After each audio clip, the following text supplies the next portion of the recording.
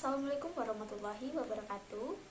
Perkenalkan, kami dari kelompok 5 yang beranggotakan saya sendiri, Amalia Rizky Fadilah, dan ada teman saya dari Nasrullah, Alfianita Kurinofantri, dan Prasasti Lisiranda Putri. Nah, pada video kali ini kami akan membahas mengenai penerapan kurikulum 2013. Yang pertama yaitu latar belakang dari penerapan kurikulum 2013. Kurikulum 2013 mengarahkan para guru pada pengubahan paradigma belajar mengajar. Rekonstruksi proses pembelajaran dalam kurikulum 2013 ini pada dasarnya terletak pada prinsip bahwa belajar itu bagaimana membuat anak belajar, bukan sekedar menerjemahkan mengajar sebagai memberitahu. Sesuai salinan lampiran Permendikbud nomor 65 tahun 2013 tentang standar proses, rekonstruksi pembelajaran dilakukan dengan menerapkan pendekatan saintifik dan berbagai model pembelajaran yang mengarahkan dan menuntut siswanya untuk aktif. Untuk memperkuat pendekatan ilmiah, tematik terpadu, dan tematik dalam suatu mata pelajaran, perlu diterapkan pembelajaran berbasis penyingkapan atau penelitian, discovery atau inquiry learning, untuk mendorong kemampuan peserta didik untuk menghasilkan karya konstekstual, baik individual maupun kelompok, maka sangat disarankan menggunakan pendekatan pembelajaran yang menghasilkan karya berbasis pemecahan masalah atau project-based learning. Selanjutnya, landasan proses berbasis kompetensi. Rekonstruksi proses pembelajaran dalam kurikulum 2013 mengacu pada 3 teori pokok, yaitu sikap, keterampilan, dan pengetahuan. Proses pembelajaran berbasis kompetensi sikap atau attitude diadopsi dari teori taksonomi pembelajaran oleh Cradwell. Adapun pengembangan kompetensi keterampilan skill mengacu pada teori The Innovator's DNA yang dipopulerkan oleh Jeff Deere. Sedangkan kompetensi pengetahuan atau knowledge tetap berpedoman pada teori taksonomi Bloom. Untuk pemaparan lebih jelasnya akan disampaikan oleh teman saya. Baik, di sini saya akan melanjutkan materi mengenai 3 kompetensi, yaitu kompetensi sikap, kompetensi keterampilan, dan kompetensi pengetahuan. Yang pertama ada kompetensi sikap. Di dalam kompetensi sikap terdapat beberapa tahapan atau tingkatan, diantaranya sebagai berikut. Yang pertama ada receiving atau menerima, merupakan sikap menerima yang merujuk pada kesediaan siswa untuk terlibat aktif dalam pembelajaran kelas atau fenomena tertentu. Hasil pembelajaran pada tahap ini adalah adanya kesadaran, sehingga menimbulkan pada perhatian tertentu sebagai peserta didik. Sikap menerima merupakan tingkatan paling dasar atau terendah dari pembelajaran domain afektif. Ilustrasi kerja meliputi beberapa hal, diantaranya yaitu mengikuti, memegang, mengidentifikasi, menempatkan, menunjuk, memilih, membalas, dan yang lain-lain. Contohnya misal, siswa mampu mendengarkan diskusi dengan pikiran terbuka, kemudian mampu menghormati pendapat orang lain. Kemudian tahap kedua yaitu merespon.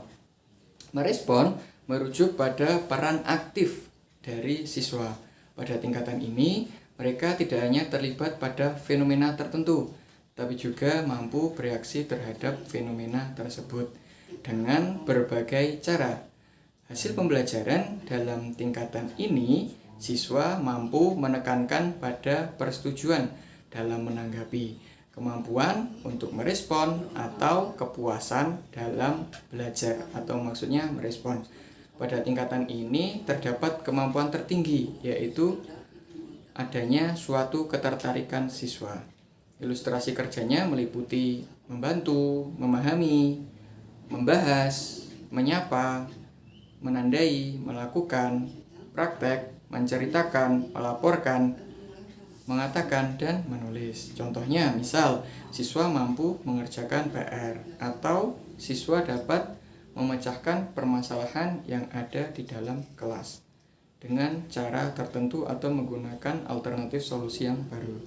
Kemudian tahap ketiga yaitu menilai. Menilai berkaitan dengan apresiasi atau sikap menghargai siswa yang melekat pada objek, fenomena, atau perilaku tertentu. Tingkatan ini berkisar dari nilai sikap menerima yang lebih sederhana hingga ke tingkat yang lebih kompleks.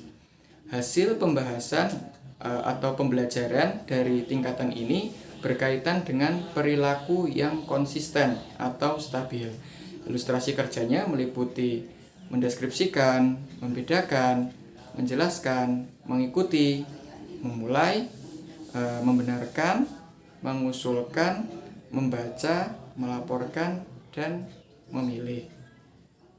Contohnya, siswa mampu menerima gagasan, berpartisipasi dalam pembelajaran di kelas atau di sekolah, kemudian mampu mendemonstrasikan keyakinan dalam proses berdemokrasi, kemudian juga memiliki kemampuan untuk memecahkan masalah.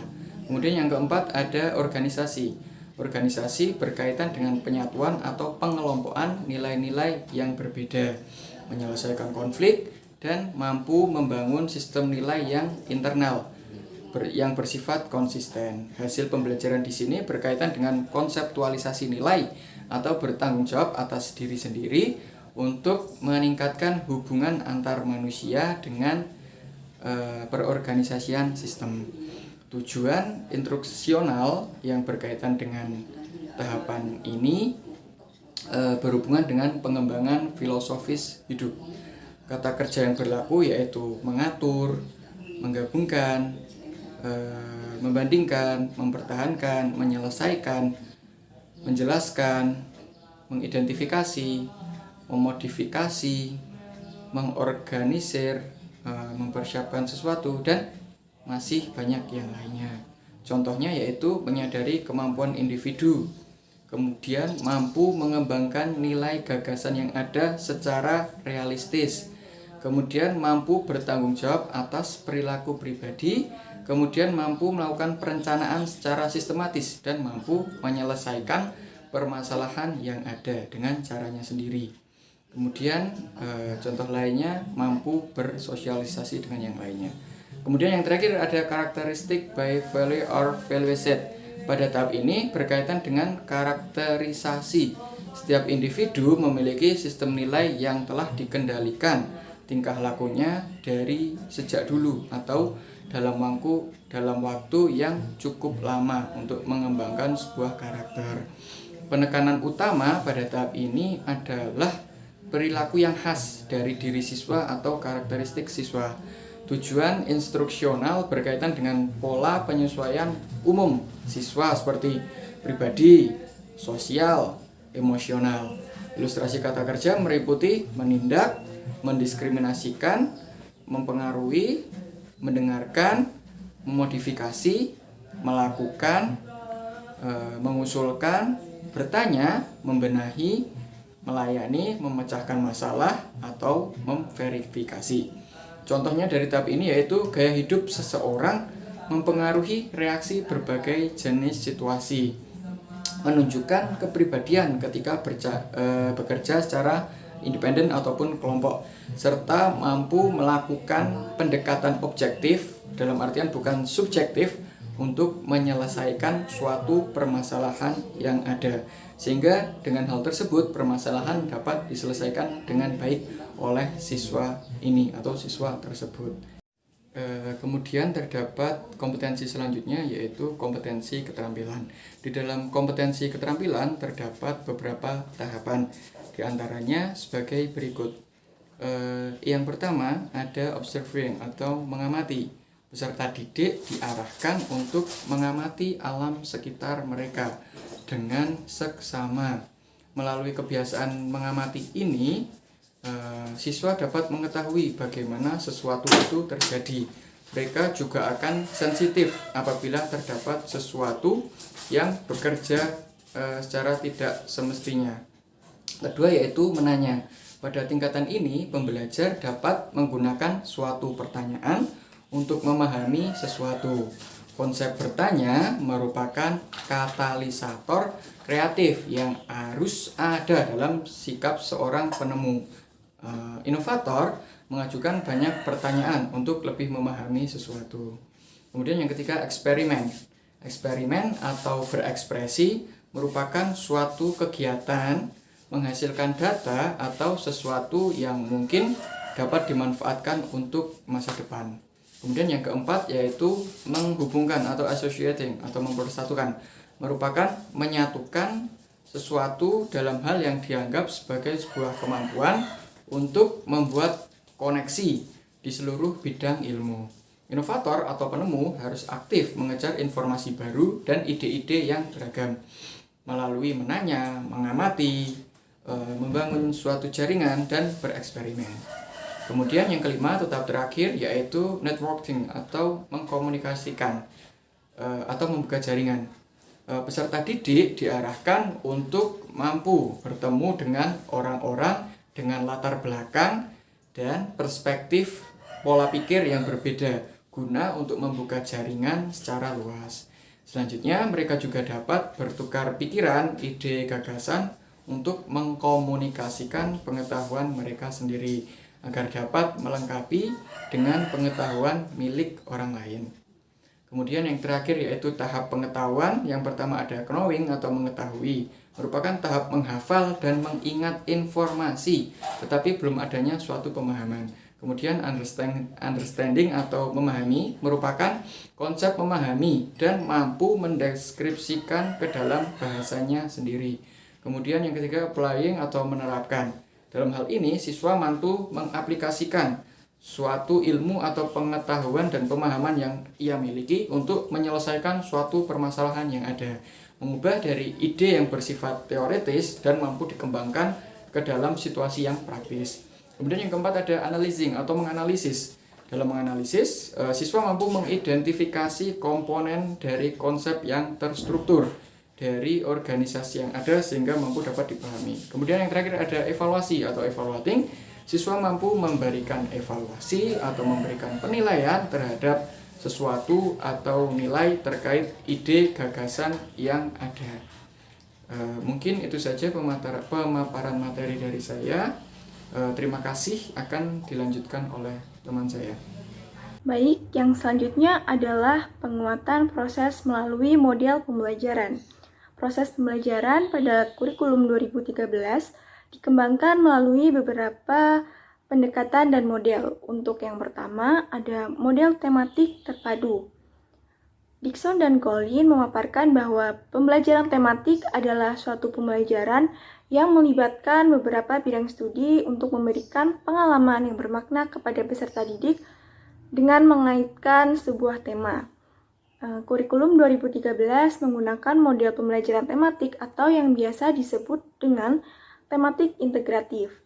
Dalam pembelajaran tematik integratif, pendidikan lebih banyak berperan sebagai fasilitator dan mediator pembelajaran.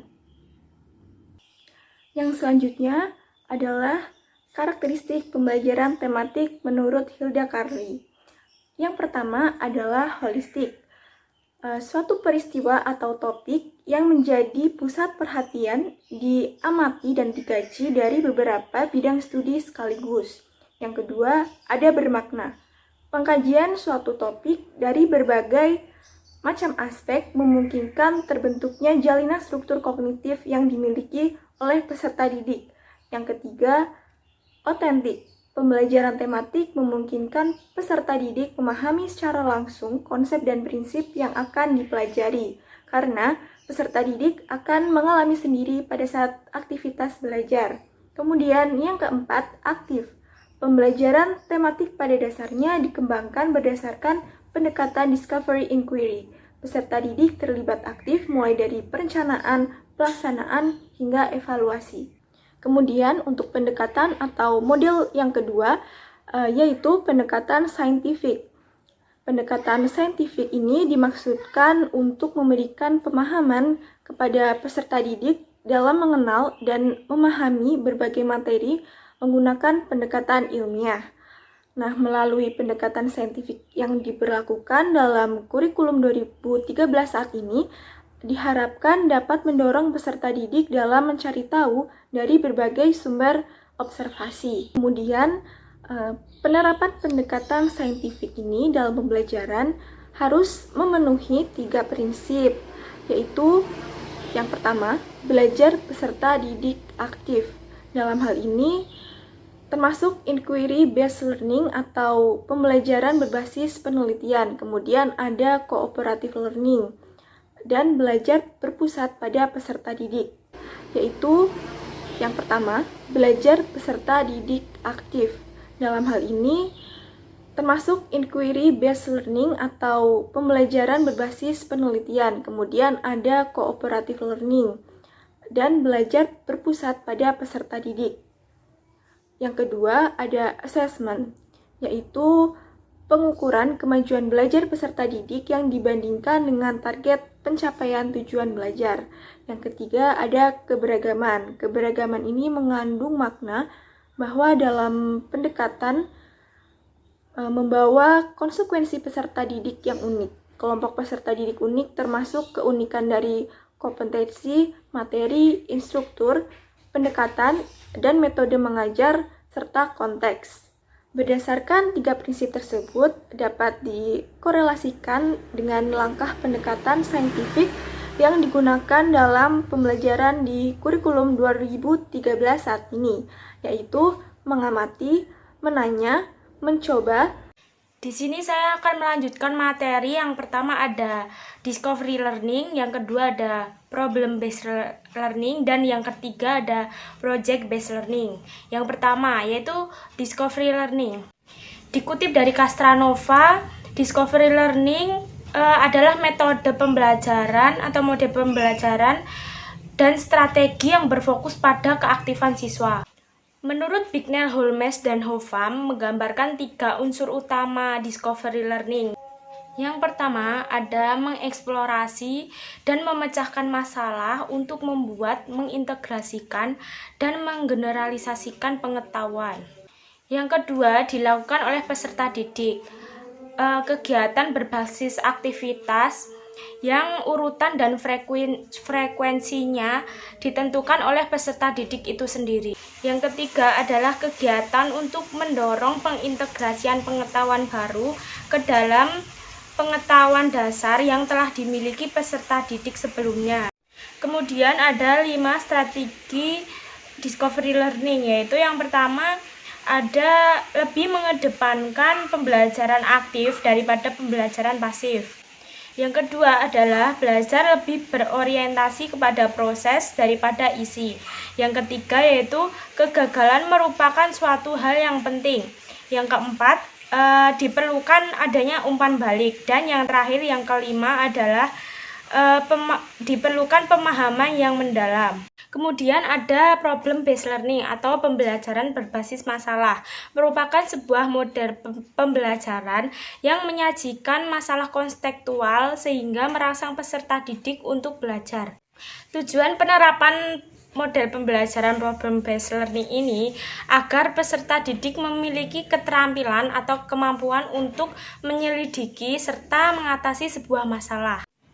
Menurut Arens, terdapat beberapa fitur utama dari pembelajaran berbasis masalah, yaitu sebagai berikut. 1 adalah permasalahan autentik. Permasalahan berbasis masalah mengorganisasikan masalah nyata yang penting secara sosial dan bermakna bagi peserta didik tersebut. Peserta didik menghadapi situasi-situasi kehidupan nyata yang tidak dapat diberi jawaban-jawaban yang sederhana.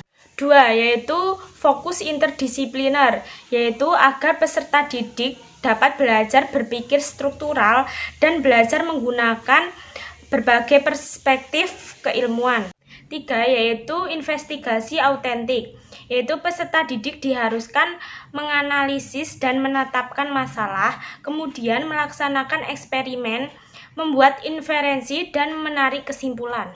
4, produk, yaitu peserta didik mengonstruksi produk sebagai hasil investigasi. Produk tersebut bisa berupa makalah atau materi yang dideskripsikan dan didemonstrasikan pada orang lain. 5 adalah kolaborasi. Kolaborasi peserta didik dalam pembelajaran berbasis masalah dapat mendorong penyelidikan dan mengembangkan keterampilan berpikir dan keterampilan sosial. Yang terakhir ada project based learning atau pembelajaran berbasis proyek. Metode pembelajaran ini yaitu menggunakan proyek atau kegiatan sebagai media. Peserta didik melakukan eksplorasi, penilaian, interpretasi, sintesis, dan informasi untuk menghasilkan berbagai bentuk hasil belajar. Keuntungan pembelajaran ini yaitu dapat meningkatkan motivasi belajar peserta didik, kemudian dapat meningkatkan kemampuan pemecahan masalah, lalu dapat membuat peserta didik menjadi lebih aktif dan berhasil memecahkan problem-problem yang kompleks, kemudian dapat meningkatkan kolaborasi. Yang kelima adalah mendorong peserta didik untuk mengembangkan dan mempraktikkan keterampilan komunikasi. Dan yang terakhir atau yang keenam adalah meningkatkan keterampilan peserta didik dalam mengelola sumber. Nah, dari pemaparan yang telah disampaikan dapat disimpulkan bahwa rekonstruksi pembelajaran kurikulum 2013 mengacu pada 3 teori pengembangan kompetensi peserta didik. Yang pertama yaitu kompetensi sikap, yang kedua keterampilan, dan yang ketiga pengetahuan. Proses pembelajaran berbasis kompetensi sikap atau attitude diadopsi dari teori pembelajaran oleh Cradwell. Pengembangan kompetensi keterampilan atau skill mengacu pada teori The Innovator's DNA yang dipopulerkan oleh Jeff Deere. Sedangkan kompetensi pengetahuan atau knowledge tetap berpedoman pada teori taksonomi Bloom. Kemudian, rekonstruksi pembelajaran pada kurikulum 2013 dilakukan pula melalui penguatan proses. Proses pembelajaran dikembangkan melalui beberapa pendekatan dan model. Dimulai dari model tematik terpadu, pendekatan saintifik, pembelajaran penemuan, pembelajaran berbasis masalah, hingga pembelajaran berbasis proyek. Sekian pemaparan dari kelompok kami. Mohon maaf apabila terdapat kesalahan. Terima kasih. Wassalamualaikum warahmatullahi wabarakatuh.